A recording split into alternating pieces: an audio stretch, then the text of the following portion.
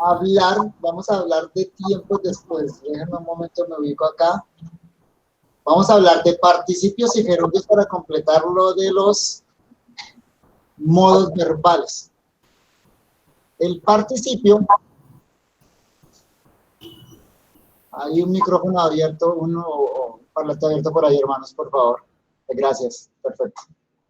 Bien, entonces el participio, como les dije anteriormente, hace parte de los modos, pero dentro de una categoría que ahora se llaman verboides. Ya vimos el infinitivo. Ahora, en segundo lugar, el participio es la forma del verbo que expresa acciones pasadas y concluidas, puede desempeñarse como adjetivo. Entonces, aquí está el punto de por qué ahora se clasifica dentro de los verboides. Porque el participio es un modo verbal que le permite al verbo funcionar como un adjetivo. Y seguramente algunos de ustedes hasta este punto en el ejercicio que están realizando han señalado algunos participios como adjetivos y tal vez yo no se los corregí o tal vez sí se los corregí porque necesitamos ver esto para que ustedes se puedan percatar. Muchas veces vamos a encontrar participios que funcionan como adjetivos, que señalan cualidades de sustantivos y pues entonces la tendencia es identificarlos como adjetivos, pero no es así. Hay dos clases de participios, los participios activos y los participios pasivos.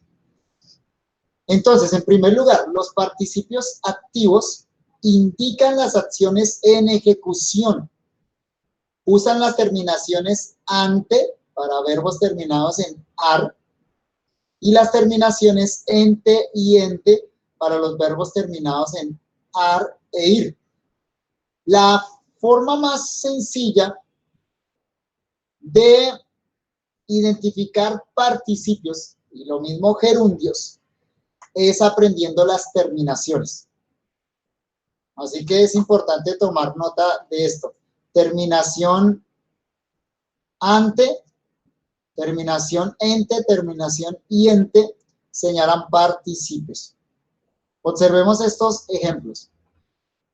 Génesis 37:15. Andando el errante por el campo. Andando el errante por el campo. Tenemos dos verbos, andando y errante. El verbo andando es un gerundio. No vamos a hablar de esto por ahora. El verbo errante es un participio. Observen que termina en ante. La terminación ante ya nos dice que es un participio. Ahora, sabemos que es un verbo porque es una forma del verbo errar. ¿Cómo reconocer un participio y distinguir que no es un adjetivo? Bueno, si podemos rastrear su forma a un infinitivo verbal, pues entonces es un verbo. Entonces, en este caso, errante, evidentemente es una forma del verbo errar. Es una forma del verbo errar. Su significado lo buscamos en el diccionario a través del infinitivo errar. Ahora, dijimos acá que los participios activos indican las acciones en ejecución. Indican las acciones en ejecución. Y noten acá eso, cómo la acción señalada por el participio se ve como ejecutándose, como durando en el tiempo. Esa es la sensación que da el participio cuando lo leemos. Andando el errante por el campo. Ese errante nos hace pensar en que no es una acción que ya se completó, no fue una acción de un solo momento, sino que es una acción que continúa, está en ejecución. Y también, pues, el sabor a adjetivo es evidente ahí.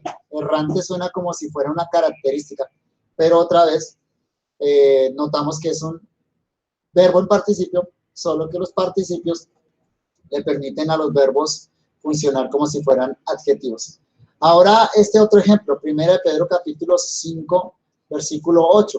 Porque vuestro adversario, el diablo, como león rugiente, anda alrededor buscando a quien devorar.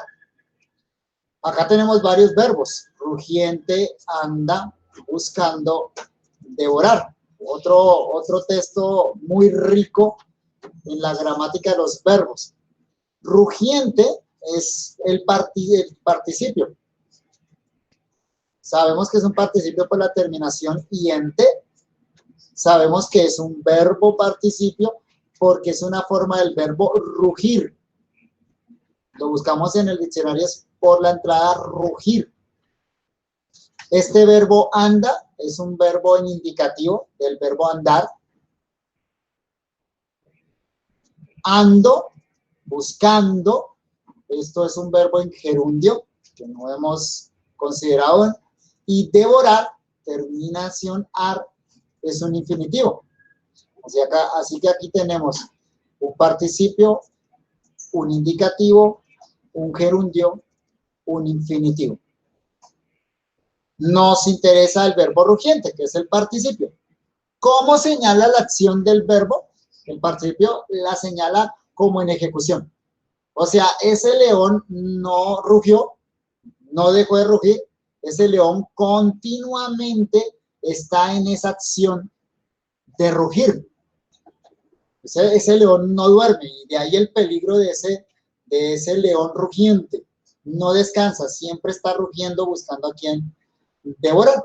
Y también acá observamos muy bien esa función adjetiva del participio, porque rugiente señala una característica de león. ¿Cómo es ese león? Rugiente. La tentación aquí es señalar el verbo rugiente como si fuera un adjetivo. No es un adjetivo, sino que es un participio. ¿Cómo señalamos los participios? Como verbos en color rojo. Estos son participios activos. Pero también tenemos participios pasivos. Los participios pasivos indican acciones pasadas y acabadas. Entonces, en contraste con los activos que señalan acciones en ejecución, los pasivos señalan las acciones ya acabadas. Y pues normalmente su uso normal es en la formación del pretérito perfecto, como verbo auxiliar para la formación del tiempo pretérito perfecto, que lo vamos a considerar ahora adelante. Y estos se clasifican tanto en regulares como irregulares. Pero esas clasificaciones realmente no nos interesa mucho. Nos interesa es aprender a identificarlos. Los participios pasivos regulares son los que terminan en ado, ido. Ado, ido. Entonces, terminación ado, ido, participios. Vayan teniendo en mente esas terminaciones. Ante, ente y ente. Participios. Pero también ado, ido. Participio. Observen estos ejemplos. Números 31-42. Los hombres que habían ido a la guerra. El participio acá es ido, del verbo ir. Y hace parte de este verbo. Habían ido. Es decir, la acción verbal está señalada a través de las dos palabras. Habían ido. No son dos acciones verbales, es una acción verbal, una sola acción verbal, señalada por la unión de dos verbos. Uno que es el que señala la acción, ido, y el otro que es auxiliar, que nos indica que es un tiempo pasado. Apocalipsis capítulo 10, versículo 3. Cuando hubo clamado, 7 truenos emitieron sus voces. Acá el participio pasivo es clamado. Terminación ado del verbo clamar. Señala la acción del verbo clamar.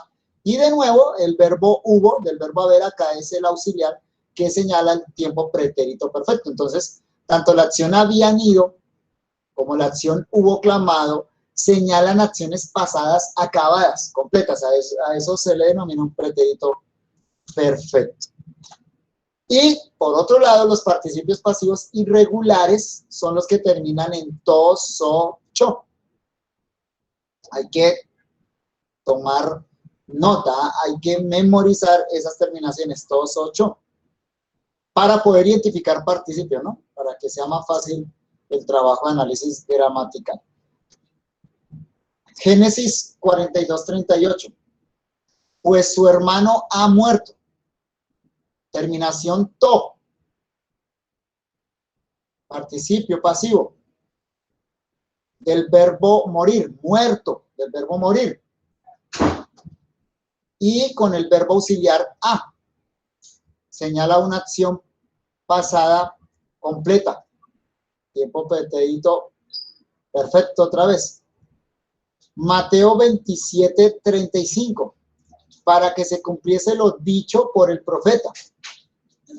Acá el verbo en participio pasivo es dicho, terminación sho, del verbo decir, y en este caso está sustantivado, porque un adjetivo puede ser sustantivado. Entonces el participio permite que el verbo funcione como un adjetivo, y el adjetivo a su vez puede ser sustantivado con el artículo. Habíamos hablado de la función sustantivadora del artículo. Acá entonces encontramos esa función, lo dicho. Y 1 Corintios capítulo 7, versículo 18, quédese circunciso. El participio pasivo es circunciso, terminación so, del verbo circuncidar, circuncidar, y note muy bien que señala un estado completo, acabado. O sea, esa persona está circuncisa y así queda en ese estado. Eso es lo que señala el verbo en este caso. Entonces, esos son participios activos, participios pasivos.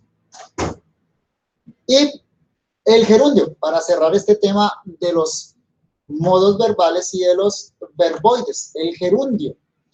El gerundio es la forma del verbo que indica las acciones dando la sensación de no acabarse. Una acción que continúa, parecida a la del participio activo. Pero la característica propia del gerundio es esta, que puede desempeñarse como adverbio. No hemos visto los adverbios, pero entonces defino un adverbio para que entendamos esto. Un adverbio es una palabra que modifica el verbo. Los adverbios modifican las acciones verbales en cuanto a tiempo, voz, modo, etc., en cuanto a tiempo, circunstancia, modo, etc. ¿Sí? Entonces, cuando un verbo está en gerundio, puede complementar otro verbo.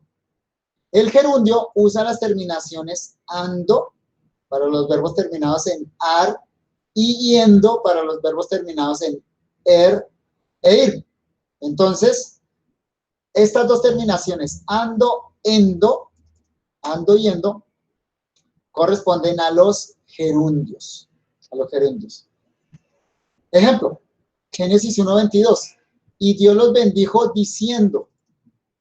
Observen acá el gerundio endo. Terminación endo, yendo, terminación yendo, del verbo decir. Es una forma verbal del verbo decir. Sabemos entonces que es un gerundio. ¿Cómo presenta la acción? La presenta como no acabada, como que está continuando. ¿Sí? Perdón un momento, por favor.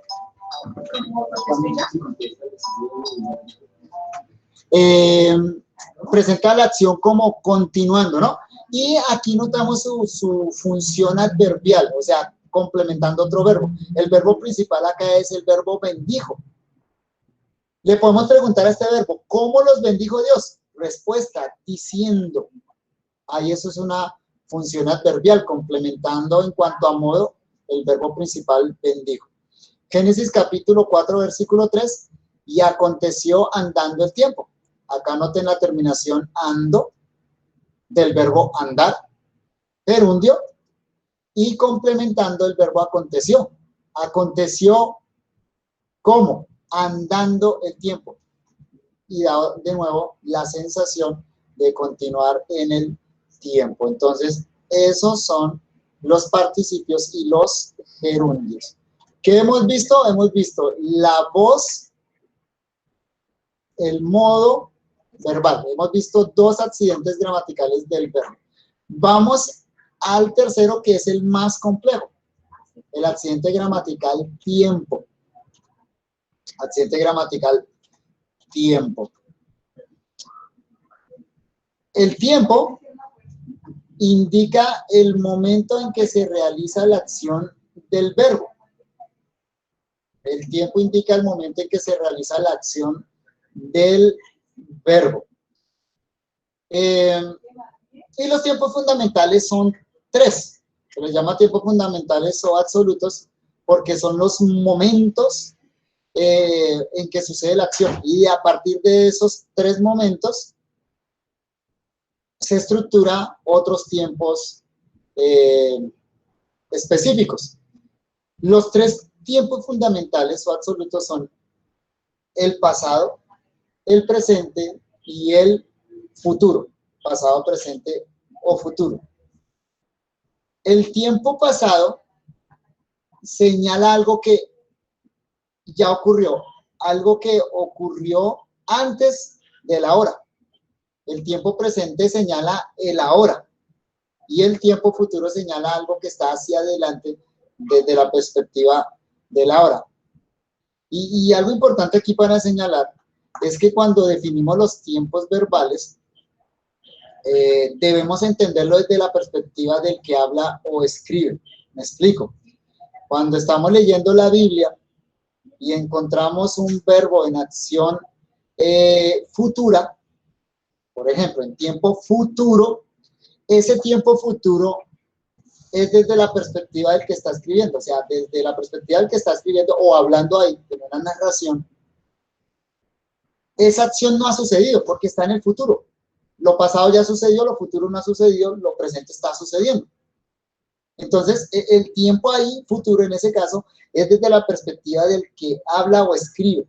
Pero puede ser que para nosotros esa acción ya haya sucedido. Entonces, el tiempo verbal se define desde la perspectiva del que habla o se escribe. Entonces, para entender los diferentes tiempos, vamos a estudiarlos bajo diferentes clasificaciones.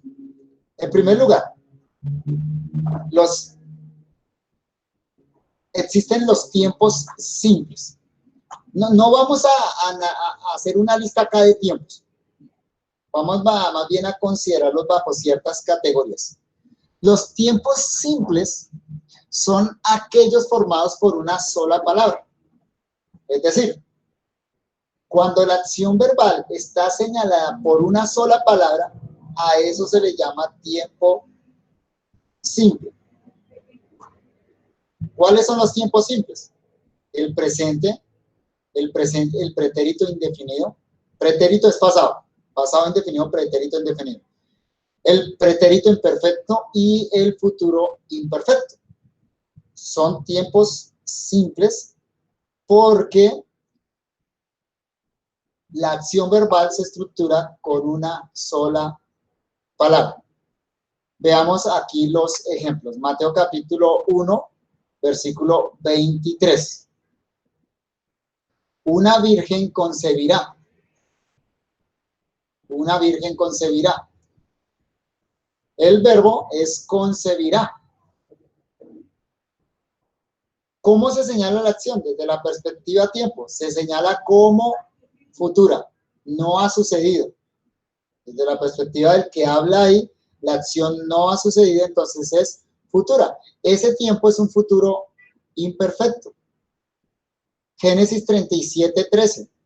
Y dijo Israel a José. El verbo en este caso es el verbo dijo. Ese tiempo es un pretérito indefinido, o sea, un pasado indefinido. Desde la perspectiva del que habla o escribe, esa acción ya sucedió, pero no nos define algo más con relación a la acción. Sabemos que está en el pasado, ¿sí? Pero está indefinida, eso se le llama un pretérito indefinido. Lucas capítulo 1, versículo 80. Y el niño crecía y se fortalecía en espíritu. Tenemos dos verbos, crecía, fortalecía. La acción es presente, está sucediendo en el momento, la acción es pasada, ¿sí? Pero a diferencia de dijo, que nos la presenta en el pasado, pero no más, Estas dos acciones, crecía y se fortalecía, señala la acción continuando en el pasado. Es decir, ese niño no hizo esa acción en un momento puntual, sino que el autor nos la presenta como sucediendo, como continuando, como algo que duró en el tiempo. A eso se le llama un pretérito imperfecto. Crecía y fortalecía. Y 2 Corintios capítulo 5, versículo 16, a nadie conocemos según la carne. A nadie conocemos según la carne. El verbo conocemos está en tiempo presente. Está sucediendo en el momento del que habla. Y eso es un tiempo presente. Está sucediendo en ese momento. Estos son tiempos simples, repito. El presente, pretérito indefinido, pretérito imperfecto y futuro imperfecto. Cada uno de estos se forma con una sola palabra, con el verbo conjugado. Concebirá, dijo, crecía, fortalecía, conocemos. En segundo lugar, tenemos tiempos compuestos. Estos tiempos están formados por dos o más palabras. Usan el auxiliar haber y el participio del verbo que se conjuga. Se le llama compuestos porque para expresar la acción verbal se utilizan dos palabras. En ese caso, la única acción verbal está expresada por dos palabras en conjunto. Un verbo haber, que indica el tiempo, que es auxiliar en ese caso, y el tiempo que indica y el verbo que indica la acción en participio. Observen estos ejemplos. Hechos 26:32. ¿Podía este hombre ser puesto en libertad si no hubiera apelado a César? Acá tenemos varios verbos. Podía, ser, puesto, hubiera apelado. El verbo podía es potencial y es pasado. El verbo ser puesto, estos dos forman una sola acción verbal. No lo vamos a explicar ahorita porque aquí sucede algo diferente, ya ahorita lo vamos a considerar. Y estas dos palabritas también señalando una acción verbal, y es el que nos interesa en este momento. Si no hubiera apelado a César. ¿Cómo se presenta la acción acá? Bueno, se presenta como pasada, hubiera apelado, pero se presenta dependiendo de otra acción. Es esta, ser puesto.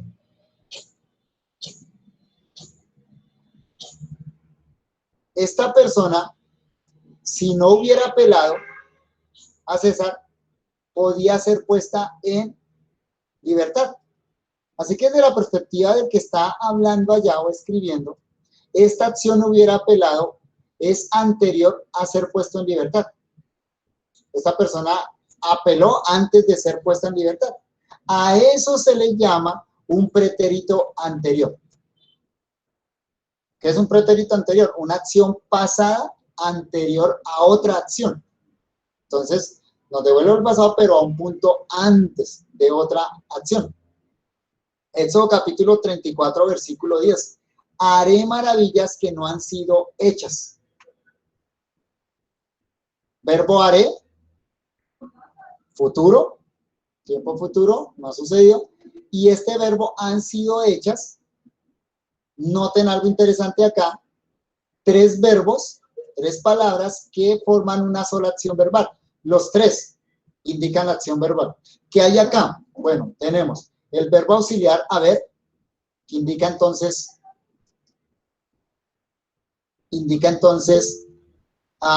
algo perfecto, en este caso, algo completo, perfecto. El sido, que indica la voz pasiva, y el verbo hechas, que señala la acción verbal, hacer. Noten muy bien acá que la acción es futura. Haré maravillas que no han sido hechas. Haré futuro, pero esta señala algo hacia el pasado. Han sido hechas. ¿Cómo se señala esa acción pasada? Se señala de nuevo como anterior. Entonces, de nuevo acá tenemos un pretérito anterior. Y por último, Levítico 4:3 dice por su pecado que habrá cometido. Por su pecado que habrá cometido. El verbo habrá cometido. Las dos palabras, por eso son tiempos compuestos, las dos palabras conforman la acción verbal. El verbo habrá es el verbo auxiliar. Haber señala el tiempo futuro, note futuro, habrá. Y cometido es el verbo en participio que señala la acción, cometer. Aquí la acción es futura. ¿Y cómo se ve en el futuro? Se ve como completa, como perfecta, como consumada, por su pecado que habrá cometido. No ha sucedido, pero en la perspectiva del que habla, eso sucederá eficazmente. A eso se le llama un futuro perfecto. Se señala como futura, pero acabada, una acción completa. En tercer lugar, tenemos tiempos perfectos. Estos son diferentes maneras de clasificar. Y es la mejor manera de considerar los verbos para que podamos entender los diferentes matices de los tiempos verbales. Los tiempos perfectos indican la acción como acabada, perfectamente terminada. Ejemplo, Génesis 1:29. Os he dado toda planta que da semilla. El verbo he dado señala esa acción como completa, perfecta, no le falta nada. Ese es un pretérito perfecto, un pasado perfecto. ¿Cómo se ve la acción en el pretérito perfecto o en el pasado perfecto? Se ve totalmente completa, acabada. Esa acción ya se consumó. Y normalmente es la acción que se utiliza para lo histórico. Es el tiempo histórico, para señalar algo que ya se completó. Os he dado toda planta que da semillas significa que esa acción de dar toda planta se completó, no le faltó nada. Apocalipsis 1:19 dice, escribe las cosas que has visto. Acá, has visto. Significa que esa acción ya se completó, ya vio todo lo que tenía que ver. Escribe las cosas que has visto. Pretérito perfecto. Tenemos también tiempos imperfectos. Los tiempos imperfectos indican la acción como no acabada. A diferencia de los anteriores, los perfectos señalan la acción completa, terminada. Los imperfectos indican la acción como continuando. No se sabe si se completó o no se completó. Salmo 119, 158. Veía a los prevaricadores y me disgustaba. Observen muy bien este veía, pasado, pero la acción duró. Él no dice vi a los prevaricadores, no dice hube visto a los prevaricadores. Esas son formas diferentes de expresarse también en cuanto al pasado. Acá lo que dice es veía, y lo que indica es que eso duró un tiempo. Señala la acción como continuando y no acabada. Lucas capítulo 6, versículo 7. Y le acechaban los escribas y los fariseos. Acechaban. Señala la acción pasada imperfecta, continuando. ¿Esto qué quiere decir ahí? O sea que esta acción no sucedió una sola vez, sino que sucedió repetidas veces. Esos son tiempos pretéritos imperfectos o pasados imperfectos. Hay tiempos indefinidos. No indican claramente cuándo se realizó la acción del verbo, si recién o hace mucho tiempo, simplemente señalan la acción y ya. Por eso se le llaman tiempos indefinidos. Dice, vino por detrás de entre la multitud y tocó su manto. Vino, tocó. Los dos verbos son acciones pasadas y solo se señala que son pasadas. No hay nada más. Eso es un pretérito indefinido. Lo mismo con este, vieron el arca. Se señala la acción como pasada, pero de una manera indefinida. Esos son, entonces, pretéritos indefinidos. Bien, para completar ya nuestro panorama del verbo, es en cuanto a los tiempos verbales, lo vimos más bien por clasificaciones, no es una lista exhaustiva de tiempos verbales, están la gran mayoría ahí, pero desde una perspectiva de los matices que tienen los tiempos verbales. Entonces, ya habiendo considerado el accidente gramatical vos, el accidente gramatical modo, el accidente gramatical tiempo, consideremos brevemente el número y la persona. El accidente número expresa cuántas personas intervienen en la realización del acto verbal. El verbo está en singular cuando la acción es ejecutada por un solo sujeto o persona. Entonces, si la acción la ejecuta una sola persona, si eso es lo que señala el verbo, decimos que está en número singular.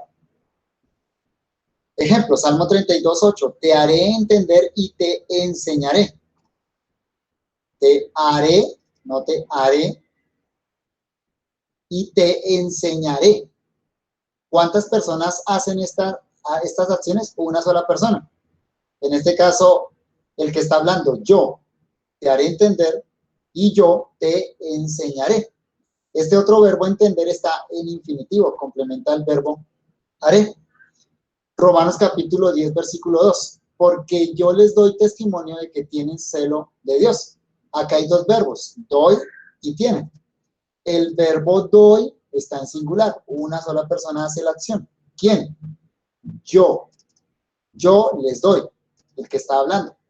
Ya que una sola persona interviene en la acción, eso es número singular. Pero este otro, tienen, es una acción que realizan varios. El sujeto, el número y persona de ese verbo es tercera plural. Ellos tienen, ya intervienen varias personas. Entonces, el número plural se refiere cuando varios sujetos o personas ejecutan la acción. Ejemplo, Génesis 37:20. Venid, matémosle y echémosle en una cisterna. ¿Cuántas personas hacen estas tres acciones? Venid, matemos y echemos. Varias. No lo hace una sola persona, varias personas. Está en número plural. Observen acá el pronombre le, pegado. Matémosle, echémosle. Hay que estar atentos a esos pronombres que se pegan a los verbos. Cuando hablemos del análisis de la oración, vamos a aclarar un poco más el uso de esos pronombres que se pegan. Mateo 2:5, ellos le dijeron. El verbo dijeron está en plural porque varias personas hacen la acción. Ellos, es plural, ellos dijeron. Y la persona gramatical expresa cuál de las tres personas gramaticales ejecuta la acción. Recuerden, primera persona, ¿quién habla? Segunda persona, ¿con quién se habla? Tercera persona, de lo que se habla, de quién se habla. Ejemplo, Mateo 6:12, como también nosotros perdonamos a nuestros deudores. ¿Quién hace la acción acá? Una persona.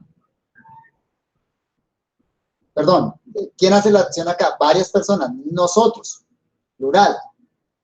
Pero ¿quién la realiza? El que habla junto con otros. Entonces, esto es primera persona gramatical. Nosotros perdonamos. Nosotros es primera persona plural. Hechos 20:33.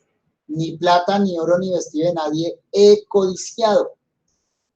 He codiciado. ¿Quién hace la acción? La persona que está hablando. Yo. No he codiciado. Y es singular. Yo, primera persona, singular. Génesis 1:22. Fructificad y multiplicaos. ¿Quién hace la acción acá? Vosotros. Fructificad y multiplicaos. La persona con la que está hablando, pero son varias. Entonces, como son varias las personas con las que está hablando, Entonces la acción acá se expresa en segunda persona plural. Vosotros. Éxodo 20:13. No matarás. No matarás. Tú no matarás. Segunda persona, pues, le dirige el mandato a la persona con la que está hablando. Tú no matarás, segunda persona y singular porque se refiere a una sola persona. Lucas 4:29, y levantándose, le echaron fuera. Noten el levantando y echaron. ¿Cuántas personas intervienen en la acción? Varias, pero como son personas a las que se está haciendo referencia, es algo que se está contando, se utiliza la tercera persona. No es el que habla, no es con quién se habla, sino es de quiénes se habla, tercera persona, en este caso plural. Y primera de Crónicas 13:12, y David temió a Dios en aquel día. Temió, tercera persona singular. Él, ¿quién? David, de quién se está hablando. No es el que habla, no es con quien habla, sino es de quién se habla, de David. David temió a Dios, tercera persona singular. Tercera persona singular. Bien, hermanos. Entonces, así cerramos este asunto de los verbos. Vamos a tomar unos minutos para trabajar. ¿Qué vamos a hacer? Vamos a señalar los accidentes gramaticales de los verbos que ya identificaron. Es complejo. Solo van a empezar a hacer esto, lo van a completar después de la clase, pero vamos a empezar a trabajar con eso para ir adelantando el trabajo. ¿Cuáles son los accidentes gramaticales del verbo? Son tiempo, voz, modo, número y persona. Así que los vamos a señalar en ese orden. Tiempo, voz, modo, número y persona. O persona y número, como está acá. Si encuentro el verbo creo, creó, con tilde acá, observen muy bien, entonces decimos que ese verbo está en pasado perfecto, voz activa, modo indicativo, tercera persona singular. ¿Qué significa eso? Bueno, la acción se indica como pasada, pero completa. Creó, ya está hecha, completa esa acción. La voz es activa, el sujeto, él hace la acción. Indicativo, el que habla ahí la asume como real, es un hecho, es un evento, algo que sucedió realmente. Y la tercera persona singular señala que el que hace la acción es de quien se habla, él, una sola persona. Eso es lo que tenemos que hacer con los verbos. Entonces, hermanos, hagamos algo. Trabajemos 10 minuticos para ir despejando un poco la mente, para aprovechar el tiempo, o sea, hasta las 8:05, y luego hacemos una pausa hasta las 8:20. 15 minuticos de descanso para retomar clase a las 8:20 hasta las 9 de la noche.